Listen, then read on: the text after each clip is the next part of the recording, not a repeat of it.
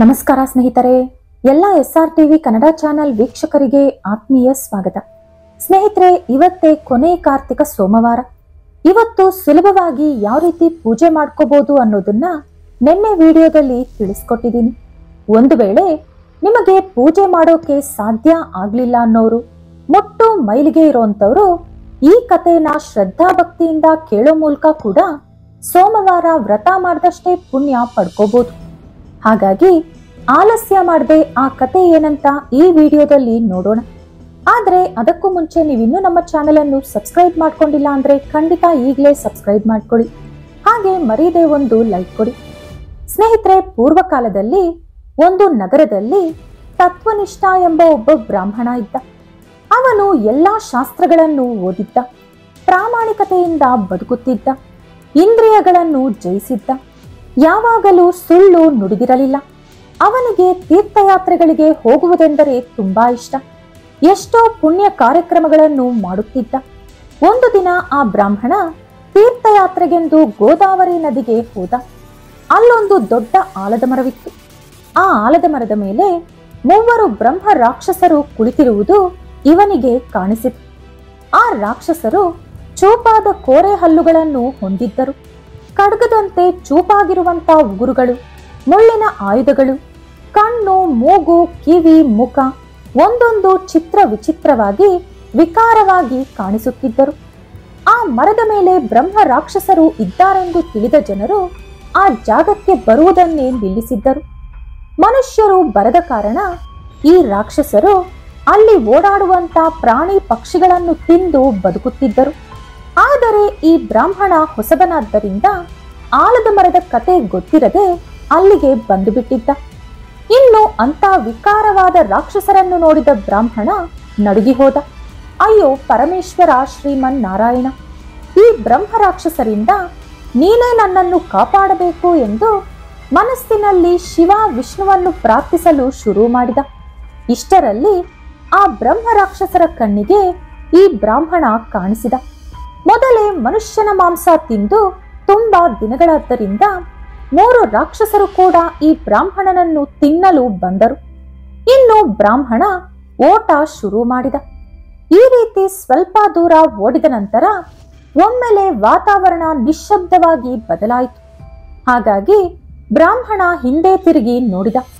ಈ 3 ಬ್ರಹ್ಮ ರಾಕ್ಷಸರಿಗೆ ಬ್ರಾಹ್ಮಣನ ದರ್ಶನದಿಂದ ಜ್ಞಾನೋದಯವಾಗಿ ಪೂರ್ವಜನ್ಮ ನೆನಪಿಗೆ ಬಂದಿತ್ತು.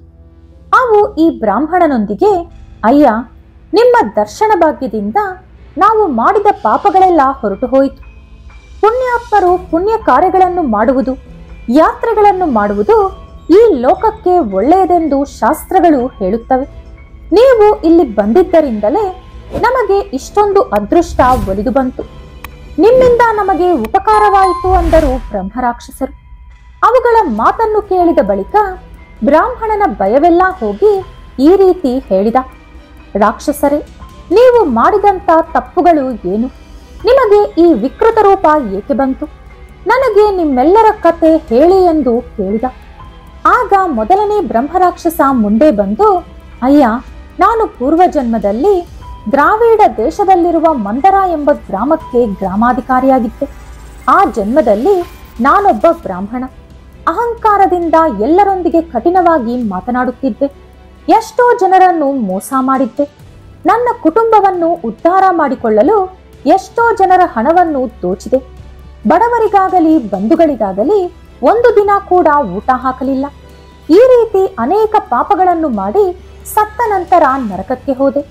ಅಲ್ಲಿ ಎಷ್ಟೋ ಭಯಾನಕವಾದ ಶಿಕ್ಷೆಗಳನ್ನು ಅನುಭವಿಸಿ ಕೊನೆಗೆ ಬ್ರಹ್ಮರಾಕ್ಷಸನಂತೆ ಭೂಮಿಯ ಮೇಲೆ ಜನಿಸಿದೆ. ನೀವೇ ಹೇಗಾದರೂ ಈ ನನ್ನ ವಿಕೃತ ರೂಪ ಹೋಗುವಂತೆ ಮಾಡಬೇಕು ಎಂದು ಕೇಳಿಕೊಂಡ. ಇನ್ನು 2ನೇ ರಾಕ್ಷಸ ಮುಂದೆ ಬಂದು, ಅಯ್ಯ, ನಾನು ಪೂರ್ವಜನ್ಮದಲ್ಲಿ ಆಂಧ್ರ ದೇಶದಲ್ಲಿ ಜನಿಸಿದ್ದೆ. ನಾನು ಪ್ರತಿದಿನ ತಂದೆ ತಾಯಿಯನ್ನು ನೋಯಿಸುತ್ತಿದ್ದೆ. ನನ್ನ ಹೆಂಡತಿ ಮಕ್ಕಳಿಗೆ ಒಳ್ಳೆ ಊಟ ಕೊಟ್ಟು ನನ್ನ ತಂದೆ ತಾಯಿಗೆ ಅಲಸಿದ ಅನ್ನ ಇಡುತ್ತಿದ್ದೆ. ಎಲ್ಲರನ್ನೂ ನೋಯಿಸಿ ತುಂಬಾ ಹಣ ಸಂಪಾದಿಸಿದೆ.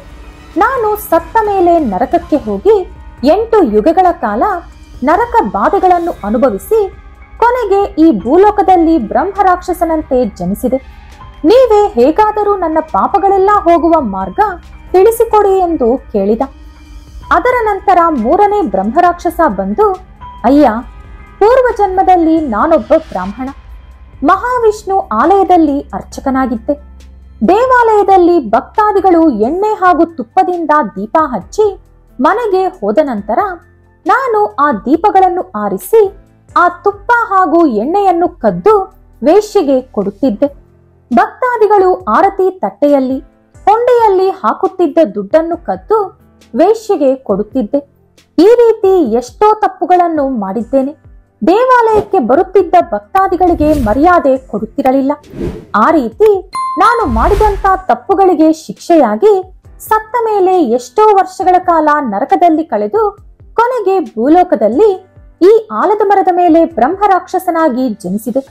ನನಗೆ ಈ ಬ್ರಹ್ಮರಾಕ್ಷಸ ರೂಪ ಹೋಗಲು ಏನಾದರೂ ಉಪಾಯ ತಿಳಿಸಿ ಎಂದು ಕೇಳಿದ.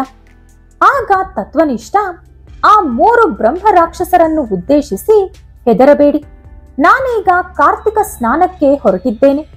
ನೀವು ಕೂಡ ನನ್ನ ಜೊತೆ ಸ್ನಾನ ಮಾಡಿ ಎಂದು ಹೇಳಿ ಗೋದಾವರಿ ನದಿಯೊಳಗೆ ಬ್ರಹ್ಮ ರಾಕ್ಷಸರನ್ನು ಮುಳುಗುವಂತೆ ಹೇಳಿದ. ಬಳಿಕ ಬ್ರಾಹ್ಮಣ ಸಂಕಲ್ಪ ಮಾಡಿಕೊಂಡು ವಿಧಿವಿಧಾನದಿಂದ ಸ್ನಾನ ಮಾಡಿ ಆ ಫಲವನ್ನು ಬ್ರಹ್ಮ ರಾಕ್ಷಸರಿಗೆ ಧಾರೆ ಎರೆಯುವ ಮೂಲಕ ಅವರನ್ನು ದೋಷ ವಿಮುಕ್ತರನ್ನಾಗಿ ಮಾಡಿದ. ಅದರ ನಂತರ ಆ ಮೂವರು ರಾಕ್ಷಸರು ದಿವ್ಯ ರೂಪಗಳನ್ನು ಪಡೆದುಕೊಂಡು ವೈಕುಂಠ ಲೋಕಕ್ಕೆ ಹೊರಟು ಹೋದರು.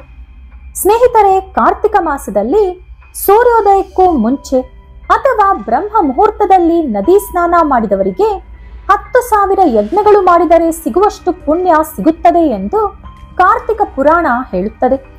ನದಿ ಹತ್ತಿರ ಇರದವರು ಮನೆಯಲ್ಲೇ ಬ್ರಹ್ಮ ಮುಹೂರ್ತ ಅಥವಾ ಸೂರ್ಯೋದಯಕ್ಕೂ ಮುಂಚೆಯೇ ಸ್ನಾನ ಮಾಡಿ ಶಿವ ಹಾಗೂ ವಿಷ್ಣು ಪೂಜೆ ಮಾಡಬೇಕು. ಸಂಜೆ ಶಿವ ಹಾಗೂ ವಿಷ್ಣು ಆಲಯಕ್ಕೆ ಹೋಗಿ ದರ್ಶನ ಪಡೆದುಕೊಂಡು ಸಾಧ್ಯವಾದರೆ ದೀಪಾರಾಧನೆ ಮಾಡಬೇಕು.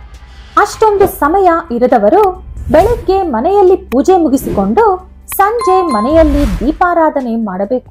ಸೋಮವಾರ ಶಿವನ ದೇವಸ್ಥಾನ, ಶನಿವಾರ ವೆಂಕಟೇಶ್ವರ ಅಥವಾ ವಿಷ್ಣು ದೇವಸ್ಥಾನಕ್ಕೆ ಹೋಗಿ ದೀಪಾರಾಧನೆ ಮಾಡಬೇಕು.